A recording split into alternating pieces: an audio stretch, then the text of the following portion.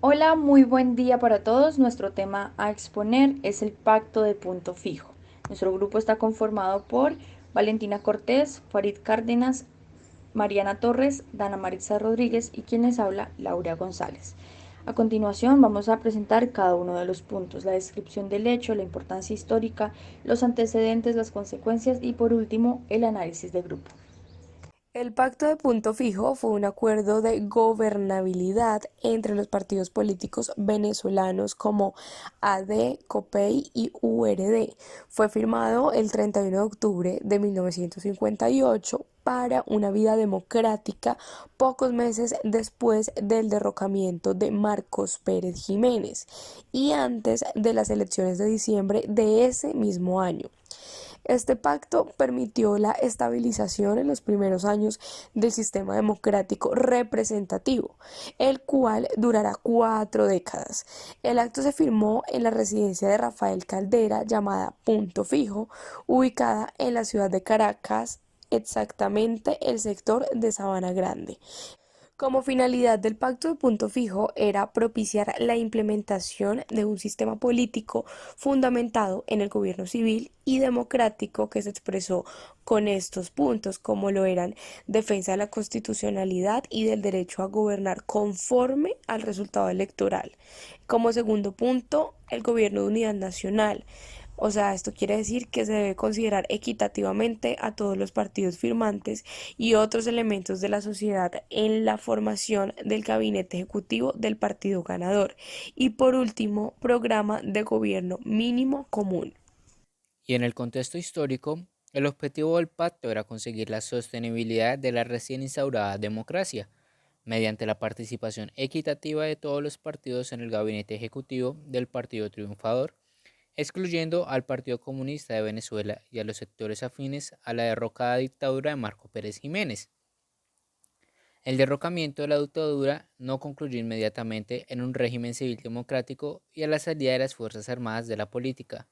Adicionalmente a esto, no todas las tendencias que derribaron a Pérez Jiménez querían instaurar un régimen democrático y seguían prefiriendo un gobierno de las Fuerzas Armadas a lo que calificaban como desorden democrático del trienio 1945 a 1948, y durante el año de 1958 se llevaron a cabo varios intentos de golpes de Estado contra la Junta de Gobierno, y los peligros concretos de una regresión militar llevan a la formación de un frente civil para encauzar el camino a la normalización democrática. Y en los objetivos del pacto, la finalidad era propiciar la implementación de un sistema político fundamentado en el gobierno civil y democrático, que se expresó con los siguientes puntos. El primero, la defensa de la constitucionalidad y del derecho a gobernar conforme al resultado electoral. El segundo, gobierno de unidad nacional. Esto quiere decir que considerar equitativamente a todos los partidos firmantes y otros elementos de la sociedad en la formación del gabinete ejecutivo del partido ganador. Y el tercero, el programa de gobierno mínimo común. En cuanto a los antecedentes, el pacto de punto fijo obedeció a circunstancias históricas muy específicas. Luego del derrocamiento del régimen de Marcos Pérez Jiménez el 23 de enero de 1958, el peligro de una nueva dictadura militar se convirtió en una amenaza permanente para el establecimiento de la democracia. Fue tanto así que la Junta de Gobierno presidida tuvo que enfrentar dos intentos fallidos de golpe de Estado.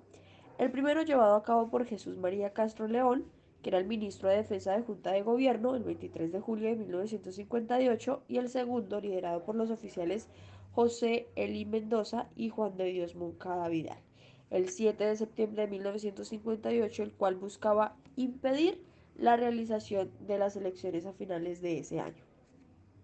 En síntesis, no era totalmente inédito en la historia venezolana un pacto o fusión. El pacto de punto fijo constituyó el ejemplo más acabado de formalización e institucionalización de las reglas de juego, llevado a cabo durante toda la historia política de Venezuela.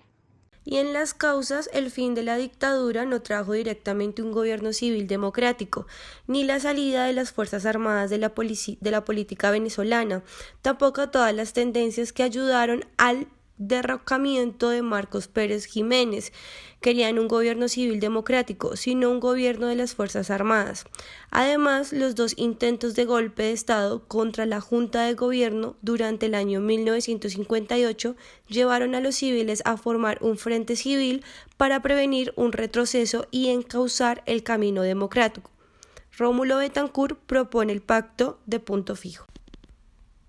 En 1962, URD se retiró del pacto por estar en contra de la política exterior venezolana de Rómulo Betancourt, que buscaba sanciones contra Cuba en la OEA. Con la salida de URD del pacto, se crea un bipartidismo entre AD y COPEI hasta la elección presidencial del 5 de diciembre de 1993, cuando gana Rafael Caldera del partido Convergencia, conocido popularmente como el Chiripero. Esto pone fin a la etapa punto fijista y al bipartidismo entre AD y COPEI. Otros indican que el punto fijísimo se termina con la llegada de Hugo Chávez a la presidencia. Así, finalmente los signatarios del Pacto de Punto Fijo se comprometían a actuar conjunta y solidariamente en torno a tres cuestiones. 1. Defensa de la constitucionalidad y del derecho a gobernar conforme al resultado electoral. 2. Gobierno de unidad nacional. Se formaría un gobierno de coalición y ninguno de los tres partidos tendría la hegemonía en el gabinete ejecutivo. 3. Los tres partidos se comprometían a presentar ante el electorado un programa mínimo común. Si bien no era totalmente inédito en la historia venezolana un tal pacto o fusión, sí lo era el hecho de que se produjera no como una unión táctica para derrotar a un enemigo común, sino como un pacto para gobernar. Igualmente novedosa iba a ser la idea de un gobierno de coalición, que se prolongó durante 2 lustros, si bien con diferentes aliados, aunque siempre con Acción Democrática a la cabeza. Lo más singular de este pacto, sin embargo, no fue tanto su letra como el hecho de que sus signatarios lo respetaron en lo esencial, es decir, en la defensa del gobierno constitucional, frente a las intenciones militares derechistas, frente a las de un factor que no estaba presente en la mente de los firmantes.